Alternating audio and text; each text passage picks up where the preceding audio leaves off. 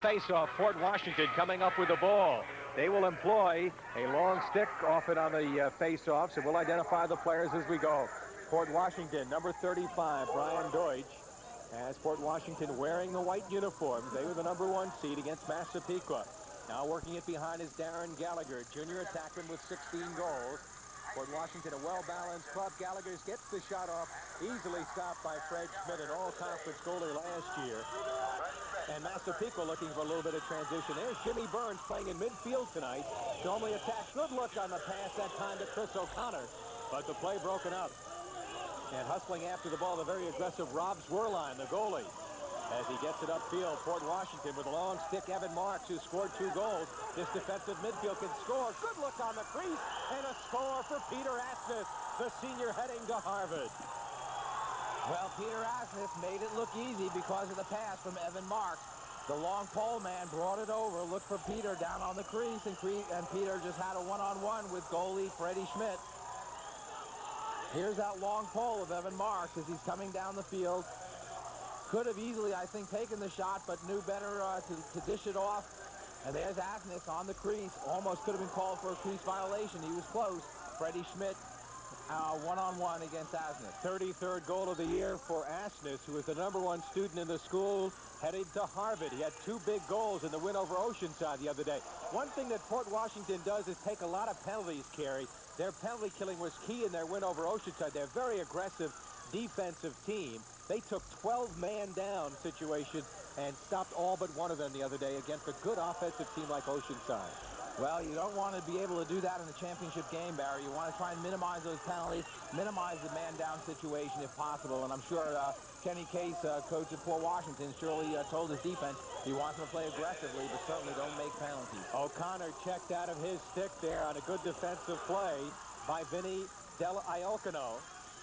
And right now, Port Washington with the ball will give you that goal scoring. Asness is 33rd of the year from Marks at 57 seconds. Kenny Case has been close, and he hopes that this is the year, Kerry. 2 years ago, they came so close against the great Farmingdale team. Well, 2 years ago, Kenny Case said to himself that he wasn't the number 1 seed and didn't deserve to win it. Tonight, he is the number 1 seed, and we'll see whether or not he deserves to win it. They are undefeated. Their only close call came against Long Beach in the last regular season game, winning 10-9. They're a very aggressive riding team. How about the ride here, Kerry? They find the open man, Massapequa, but the pass goes astray. Kevin Burney, number 12, couldn't get it. Goes out of bounds. Well, the ride simply employed by Port Washington. They were in a zone attack ride, man-to-man at the midfield, and they were making it somewhat difficult for Massapequa to get the pass to the midfield, as we see Sean Morrissey, coach of Massapequa Chiefs, shouting out the direction. Morrissey, of course, has won a county championship before with Levittown Division in '82. This is the first time that he has brought Massapequa into the finals, and he's done an outstanding job, 76-33 in his tenure. And there's Kenny Case. Interesting, these two are very good friends. They've traveled together on trips watching lacrosse. Now for one of the rare times Port Washington turns it over against a little pressure on the ride. And again, Massapequa's ride was a zone all the way around, Barry. They were zoning at the attack on the midfield and on defense, so they were into a straight zone ride. Kerry, both teams, interesting, they're very sophisticated in their defenses. They'll use a lot of rides. They'll play a variety of zone defenses, and it's sort of a cat-and-mouse game as far as the defense is concerned. They put a lot of time in on the defense, both coaches. Well, you know, a lot of coaches, and I'm sure Sean and Ken both agree, defenses win you the games by playing good defense. You know, if you score 10 goals but give up 11, you haven't gained anything. So and both of these two coaches, I'm sure, are very strong believers in defense, as many coaches are. Freddie Schmidt finds the open man as they're able to bring it down. An opportunity perhaps here for them to settle it down and set it up as they go out to Kevin Burney, number 12. Burney, with only 3 goals, plays on the second midfield unit. Burney checked by Higgins, who's a tremendous player.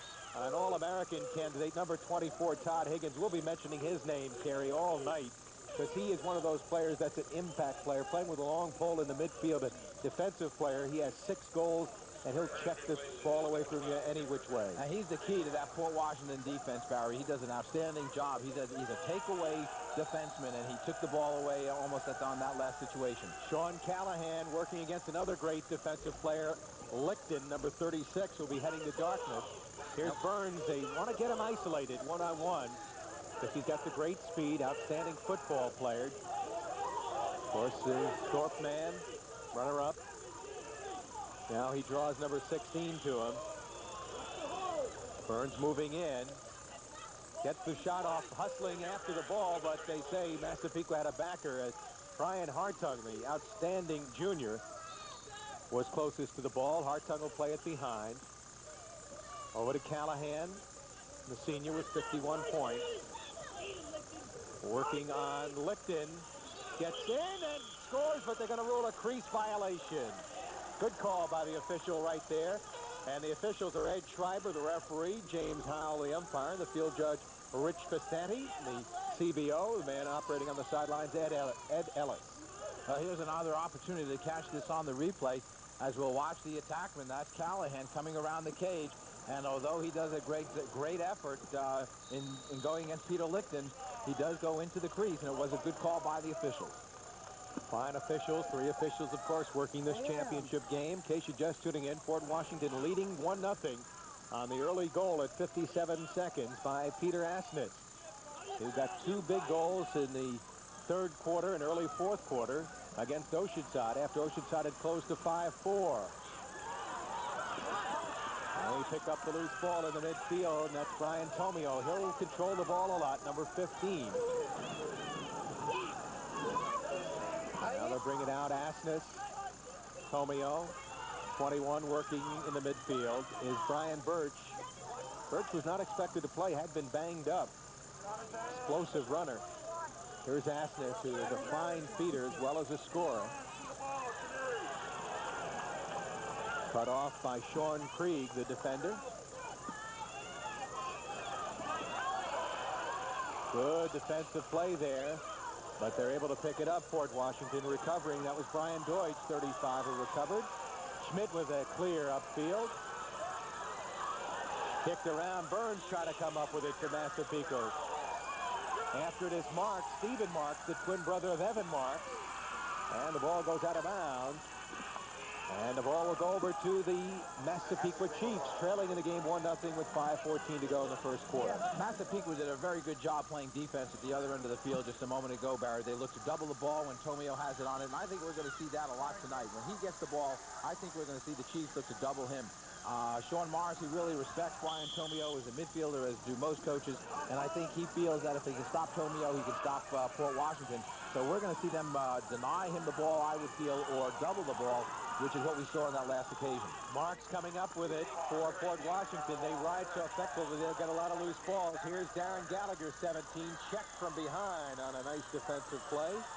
And back they come, Massapequa with the ball. Moving downfield, Jimmy Burns. Checked by Higgins. That's quite a matchup. 2 outstanding players, Burns and Higgins. Now they'll work it from behind. Work it outside to Chris O'Connor. O'Connor hasn't scored much. He has only 6 goals, 22. But he moves in here. He's in. And the stop by Zwerline. Well, he had the defenseman beat, Barry. He had the foot and the advantage on the last play. Now Port turning it over with some bad passes as they move down here. An opportunity and another good check by Fort Washington to deny that opportunity.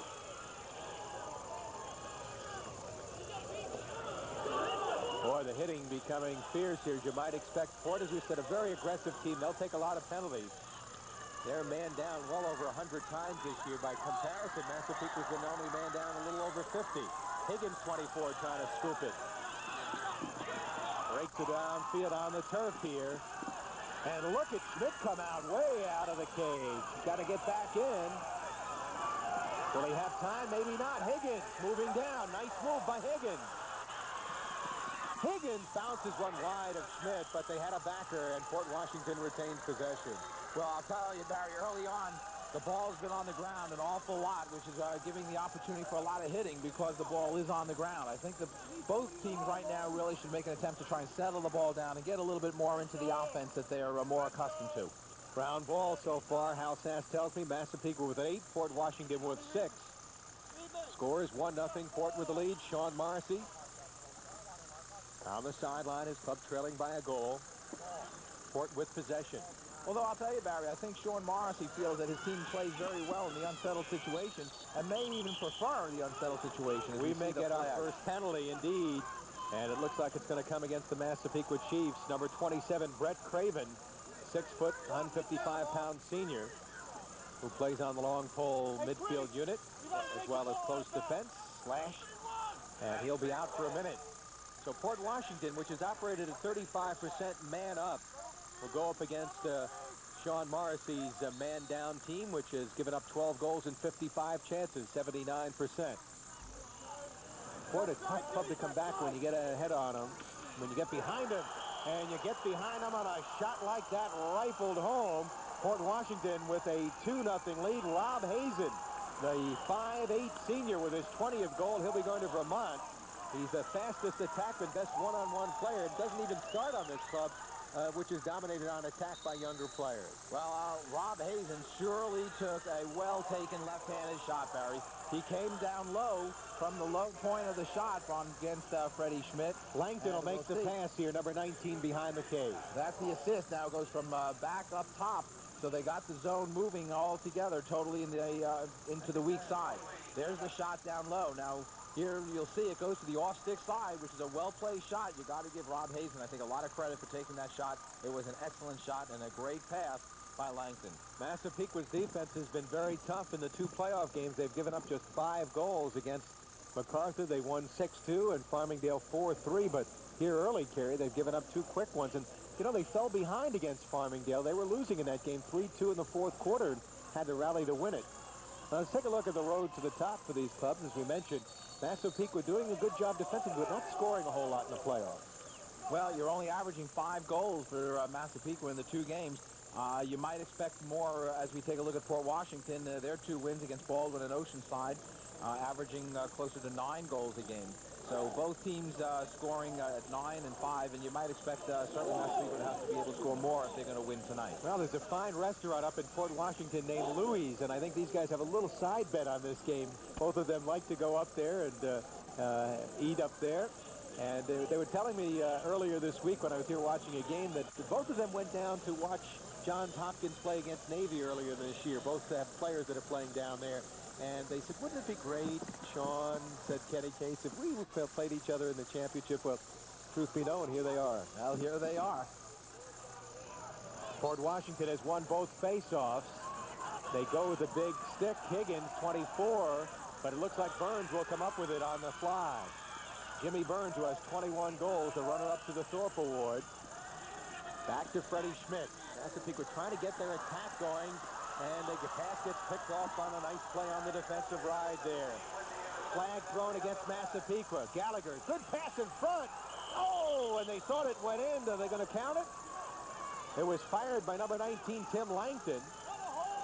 It hit the post, and we will have a 30-second penalty called. So Port Washington coming close, Kerry, very close to making it 3-0. As that one, I couldn't tell from up here if it hit the pipe or it had gone in, but apparently it hit the pipe as we look on the replay. Well, here you'll see another opportunity. Now, there's a shot straight on. It does hit the pipe, and it also hit Fred Schmidt, but it doesn't cross the plane of the goal. And that was number 19, Timmy Langton, who took that last shot. Now, the whole thing started with an errant pass by Freddie Schmidt as he was attempting to clear the ball, and Gallagher intercepted the clear. Hazen swings it outside. They work this man up very effectively. Tomeo, number 15, a guy with a cannon shot. Let's see if they set him up top. Tomeo dumping it off. Asness takes the shot. Schmidt is a very mobile goalie. Made the stop.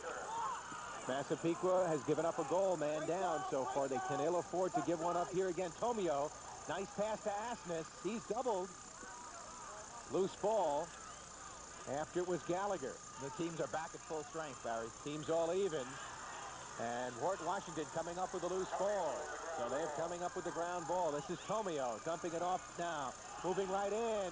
Asness denied from in close as he hits the turf. Massapequa relentlessly trying to come up with the ball here. They get it back. Now it goes to the ground, trying to come up with it. The long pole over there, number 21, Jim Martin, the junior Priest defenseman. Massapequa with a minute and a half to go, trailing 2-0, first quarter.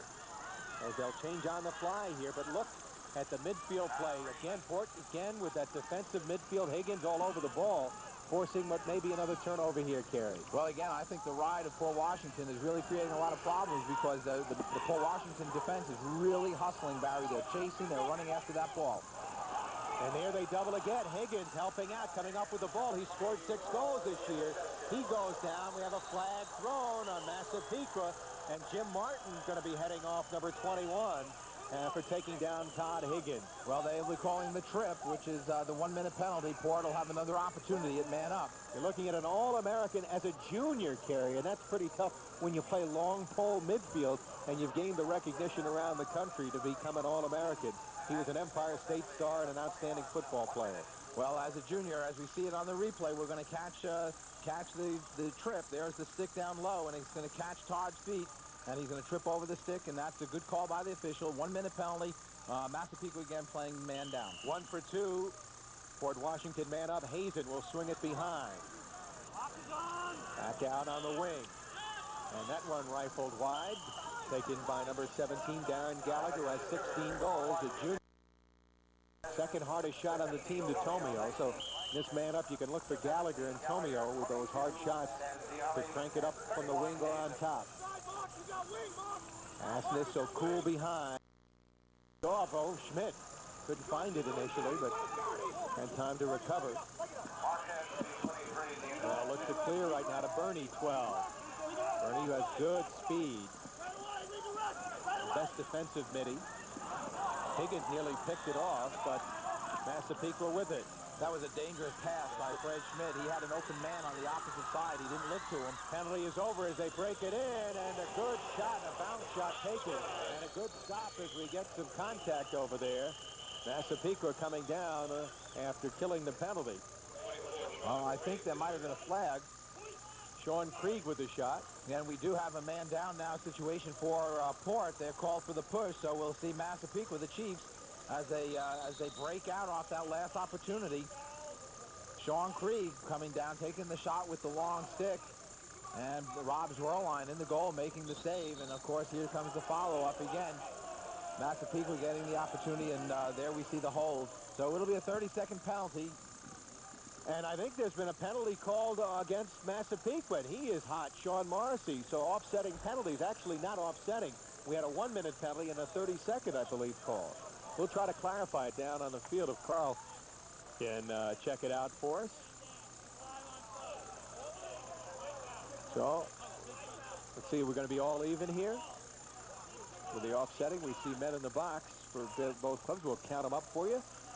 Sean Morrissey went to Manhattan College and has had an outstanding career, especially in lacrosse. He coached lacrosse for some 20 years, 5 years at Levittown Division, and 6 at Massapequa. Overall, a record of 145 and 68.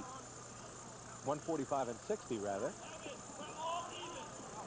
They were 16-3 last year, lost in the semifinals to Farmingdale. And Kerry, you're going to have a face-off here, and I guess it is all even, huh? Yes, we are going to be all even, Barry. We're going to play a little bit of 5-on-5 right now. Yeah. And opens the field up a little bit more.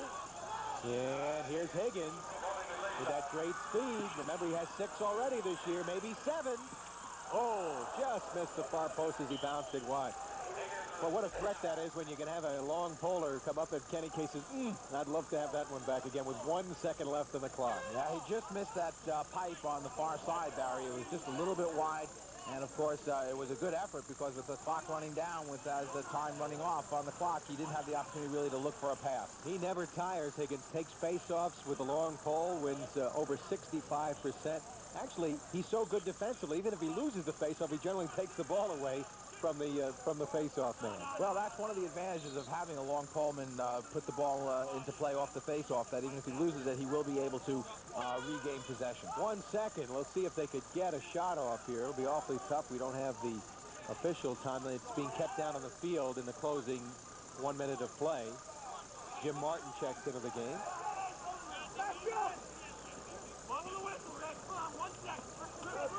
Asness throwing it on the crease for Hazen. And as he got the shot off, the quarter has come to an end. So on a pair of goals by Port Washington, Asness and Hazen, It's the Vikings leading the Chiefs of Massapequa 2-0 after 1. Stay tuned. We've got more.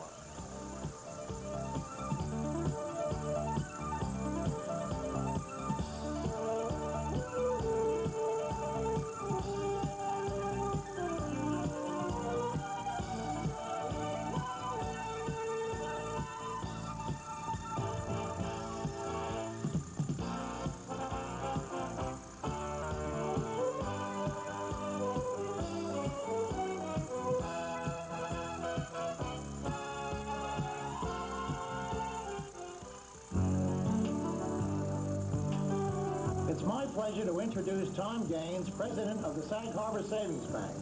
Sag Harbor has just joined the Apple Bank family. Tom. That's right, Jerry. On behalf of all the Sag Harbor Savings Bank branches, let me say it's great to be part of Apple Bank. Thanks, Tom. And to all our new Sag Harbor customers, we would like to say, welcome to the Apple Bank family. Apple Bank for savings. We're good for you. Doing the right things for your car can make it last longer, look better, and run smoother. So who can you trust for the car care items you need most? 8 auto stores have all the parts and accessories I need at the right price. For cleaners, waxes, polishes, 8 Auto Stores have the best selection of name brands. There's no problem finding any items. It's a well-organized store with a friendly staff. It makes perfect sense to have all of the products you need most in one store. So shouldn't it make sense to you? 8 Auto Stores, your ultimate car care store. We are back here at Hofstra University in Hempstead, New York, part of the big crowd here, the Nassau County Class A Championship. Class B Championship won earlier tonight by a great Garden City team, and you'll be seeing them next week against Rocky Point. Winner of this game will play the winner of the Ward Melville Comstock game. We hope to have a final score for that for you folks a little bit later, and that should be a dandy as well. We'll have it for you right here on the LISN. Port Washington with possession right now, leading 2-0 as Tomeo works the ball. Tomeo, the all-county midfielder, heading to Princeton, tri-captain. Now they've brought in Henry Stanziali, quite a freshman carry, one of the 3 Stanziali brothers. He's only 15 years of age, and Asness working outside with that move. They will rule it a pass, and the ball goes back over to the youngsters from Massapequa. But I saw this young man, Mr. Stanziali, make some moves the other day. He has 13 goals, 17 assists, 30 points for a freshman carry. Well, I think Kenny Case is really going to be very happy to have Stanziali around for 3 more years, Barry. He's got tremendous potential. Certainly, he's a finisher. He showed us that. Great dodger, too. Outstanding one-on-one ability. He's face dodger as well. But back to the action here. Massapequa against the ride. Again, Port Washington, a variety of rides. And you got to be poised and smart. They wanted to use the middle of the field against them, and they're using it right here. But as they bring it across, Jim Wolf was checked, lost the ball. Wolf trying to find it. Somebody without a stick over there. Let's see what the call will be. Well, we're going to get a trip again against Massapequa, and that's going to give Port another opportunity on that man up for a whole minute. Kind of interesting that the tables turned. Massapequa, a club that doesn't take many penalties, only 55 penalties in 19 games, an average of 3, and so far tonight, that's the 4th penalty that they've taken. And on the other hand, of course, as we catch it, we'll see it on the replay. Here's the ball will be loose. Now they'll scoop it up. That's number 13 coming into your screen. That's Steve Mark, and he gets the trip, and there you saw him as his stick hits the ground. But what we were saying is that Port Washington, which really committed a number of penalties the other night, so far has been really not committing very much. Oh, Asness with a great pass to Timmy Langton, who cut down, and Langton makes it 3-0. The sophomore, big boy, 6'2", 170, a finisher, going to be a great one, according to Coach Kenny Case. Gives Kenny Case a smile right there with that goal. He had 2 in the Oceanside game, Langton, and he comes up here, and it's 3-0 timeout taken by Sean Morrissey. There's a happy sophomore. Well, Timmy Langton should be. He's really doing a great job for Port. He's got 17 goals, 8 assists. They had to make this one number 9. And here we see him cutting down, 18 goals for Timmy Langton. And Peter Asness does a great job. What a great feed for Asness behind the cage. What a story Peter Asness is, Kerry. One of 5 in the country National Science finalists. We mentioned he's number 1 in his class, heading to Harvard. And he had a serious knee injury last year, didn't play very much, and after the season had knee surgery. His father's an orthopedist at North Shore Hospital, I understand, and he came up in the time off and redesigned a rehabilitation machine for patients who have undergone knee surgery, won a Westinghouse Fellowship scholarship with that, and quite a young man and a great lacrosse player. That's a tremendous accomplishment for any high school student, and I think Peter Asmus is showing not only his ability certainly on the athletic fields, but certainly in the classroom as well, and that's certainly to be admired in any young man. Crimson Tide has done well with Long Island players, as did most of the Ivy League teams. You look at Jonathan Reese coming up at first-team All-American, the youngster from West Babylon. Tony Guido, the great goalie from Rocky Point, also first-team All-American from that same Yale team. Well, you know, there's certainly been a lot of accomplishments on the part of Long Island players in the college ranks, Barry, and certainly what a great honor for Jonathan Reese to be selected to the first-team All-American. And the other two men on that first-team All-American list, of course, were the Gate brothers from Syracuse. So can you imagine the two Gate brothers and Jonathan Reese as the first-team All-American? I tell you, Port Washington's produced some great ones. Rodney Dumpson played on that team, of course. Syracuse was the other member of that trio in midfield. And Troy Morrow, a great midfielder at Princeton. Massapequa needs something here, Kerry. As we mentioned, offensively, they struggle. You fall behind as good a team defensively as Port Washington is, and you've been having problems offensively. You need some transition. You need something fast break. You're not going to do it in the settled 6-on-6. Well, you're right, Barry. However, the one thing I would say right now is that Massapequa really hasn't done anything on their offense. Everything has been loose ball and unsettled. They haven't really worked very much on the offense. And this is the first real settled situation that Massapequa has shown us. Jim Wolf dropping it off. They've got a man cutting toward the cage. Oh, and the pass goes astray. Callahan was cutting down and was right there, but the pass goes astray. Unforced turnovers are pretty much even right here in this game at 2 apiece, but Massapequa missing a golden chance. Brian Napolitano, number 29, with the pass that just went astray. And it was a good look by Napolitano to go to Callahan. As a matter of fact, I really thought maybe even Napolitano might have even taken the shot by himself just to get Massapequa the shot on goal against Rob's Whirlline. Napolitano, one of the juniors. This is a club that features juniors on attack. Napolitano with 16 goals. He and Brian Hartung are juniors. Of course, you've got Dennis Tarpey, another junior. He's the son of Dennis Tarpey, a fine East Meadow athletic director and section coordinator. And you'll be hearing from Dennis at halftime. I thank him for all of his help. He was a great official when he was officiating, Dennis Tarpey, collegiate and high school level. Well, he certainly does know the game of lacrosse, and his history and his experience will really help lacrosse as section chairman. Boy, Tomio with a quick release on the hard bounce shot, but Schmidt with quick reflex has made the stop. Brett Craven dropping it off on the wing, and they'll look to clear here. Trailing 3-0 as we're down to 7.5 minutes to go, first half. Chiefs with the ball. Moving in is Jimmy Wolf, and he scores! Jimmy Wolf, who's come up with so many big goals.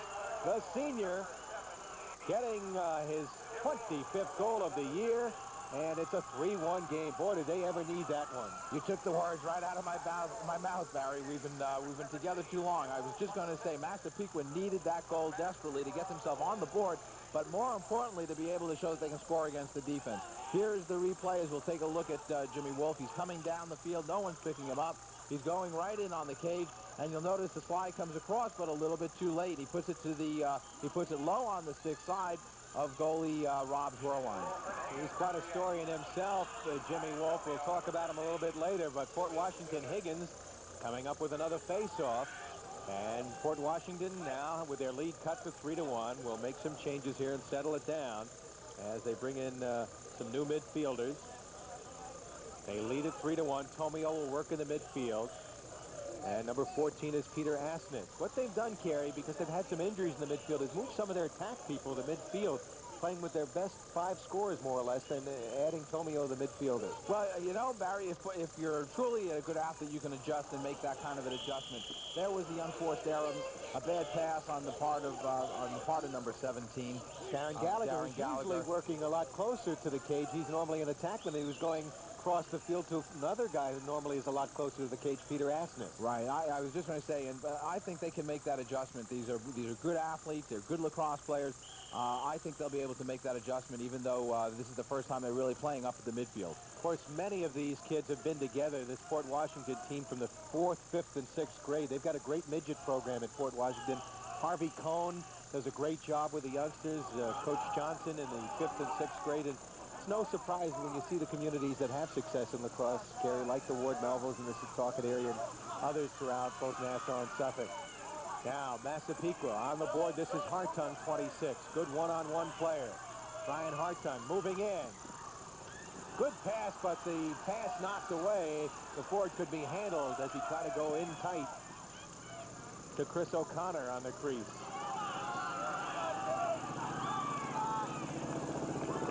Scramble for that ball. And we may get a penalty call coming up here. Looks like we're going to get it on Port Washington this time. Exactly. You're exactly right, Barry. We're going to get a push with possession, so it's going to be a 30-second penalty. Could be on Higgins or number 33, Steve Bardon. I beg your pardon. It's going to be a slash and a 1-minute penalty. It looked from up right here at our vantage point that it was going to be a push, but the referee down on the field called the slash. So Port will be down for 1 minute. Massapequa will go man up for the first time tonight. Kind of interesting, Kerry. Here we are halfway through the second quarter. And Port Washington, which took 12 penalties, 12 man-down situations the other night, with their first here, but they're excellent man down, close to 90%. Here's Jimmy Burns, who's been rather quiet. Callahan working behind number 9 on the wing. And Tarpey with the shot. He'll play man up. Dennis Tarpey, little guy, 5'8", 130-pound junior. His shot is stopped as they bring it down. Oh, Higgins just outstanding. Great pass, and they score man down. Oh, is that pretty? And putting it home, Timmy Langton, his second of the game. Well, that really has to hurt Massapequa. They come up from a man-up situation, a good shot, and all of a sudden they're looking at the ball in the net on their end of the field. And certainly I think Todd Higgins does a great job on the far side as he brings the ball over, looks to the middle of the field. Timmy Langton standing there and is one-on-one with Freddie Schmidt, and Schmidt comes out, but Langton puts it right by him. All started with the goalie, Rob Swerline, Carey. A good look to Higgins, who set it up. And there's the replay as we saw the pass from Todd Higgins into Timmy Langton. And look where Schmidt was. Schmidt had to come out. He did whatever he could, I think, in the situation. And, of course, since they got it in the box, the penalty expires as well. So not only do they give up a goal, but they lose their man-up situation here. But Massapequa trying to come up with that loose ball. Wolf hit hard.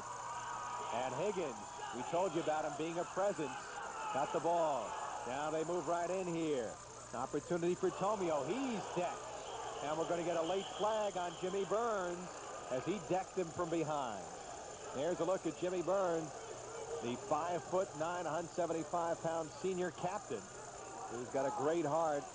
What an athlete he's been for Massapequa. Thorpe Award winner, or actually runner-up, gained over 1,200 yards rushing, an all-state football player.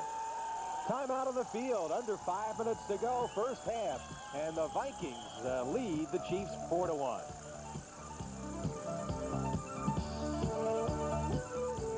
Challenging, competitive, cosmopolitan, a co-educational experience like no other.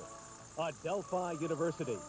Drawing upon a century of academic experience, Adelphi concentrates on a higher education that stresses the fundamentals of liberal learning.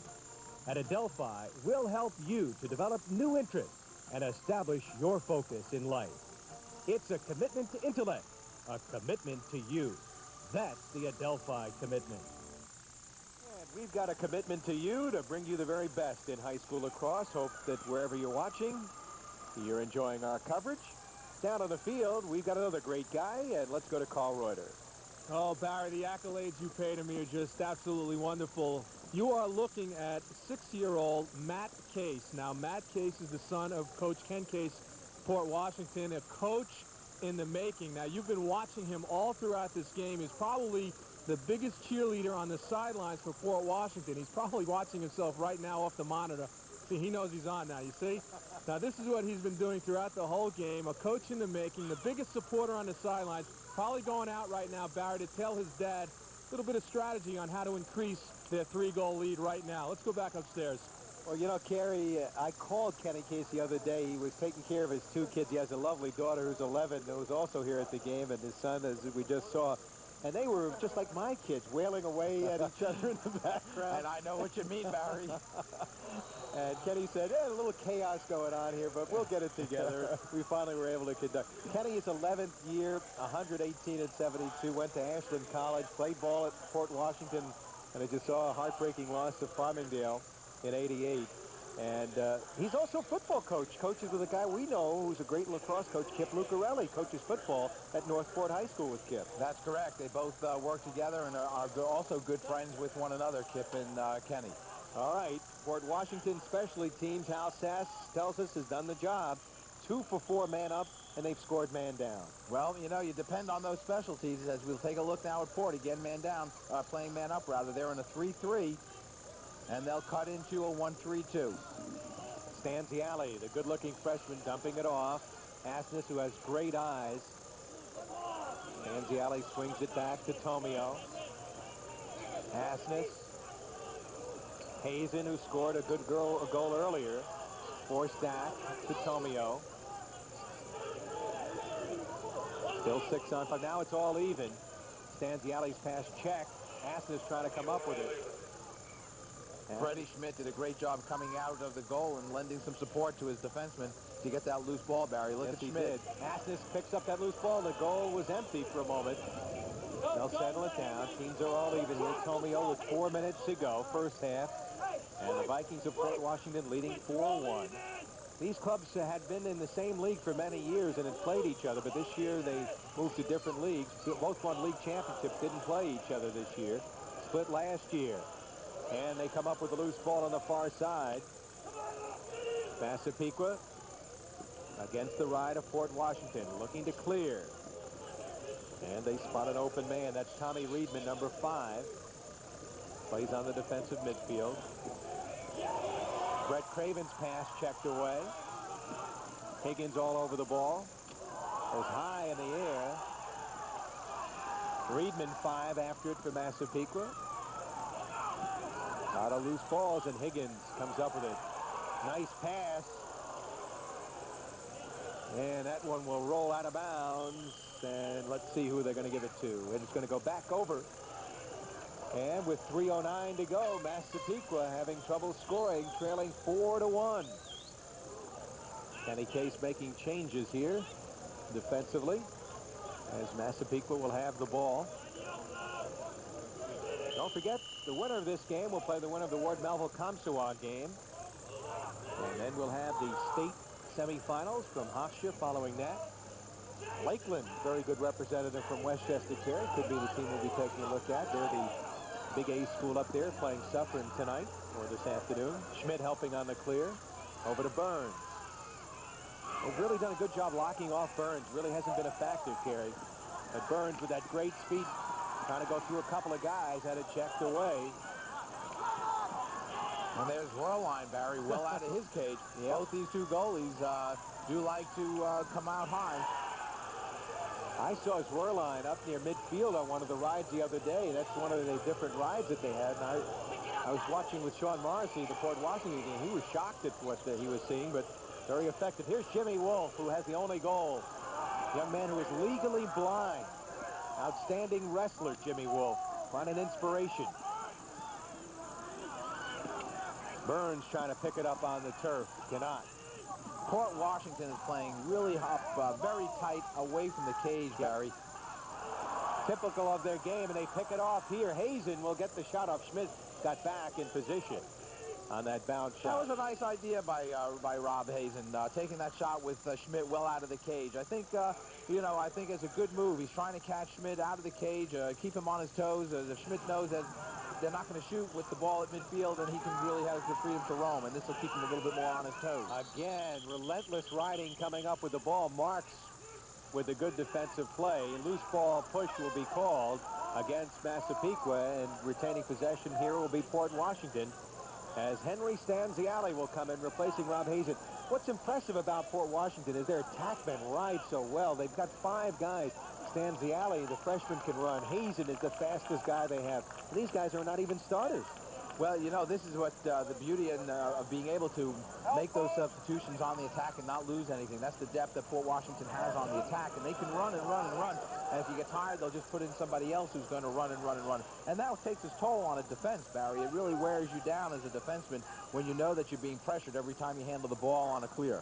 They have two outstanding defensemen, and Wolf now working against Higgins. The long pole midi doubled here. It's got to be somebody open.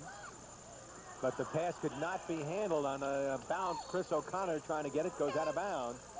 And Kenny Case's club forces another turnover. You were absolutely correct. There had to be somebody open. The open man was number 29, Brian Napolitano. Now, he was in the middle, but it was really tough to find him, you know, as on the offense. But he was open, and they just couldn't pick him out. 1:22 to go in the first half. Port Washington leading it 4-1 as we look at Chris O'Connor, the senior, who was an honor roll student, all-conference football player. Played on that great football team, the Massapequa Chiefs, Rutgers Cup champions. A lot of these same kids are on the lacrosse team.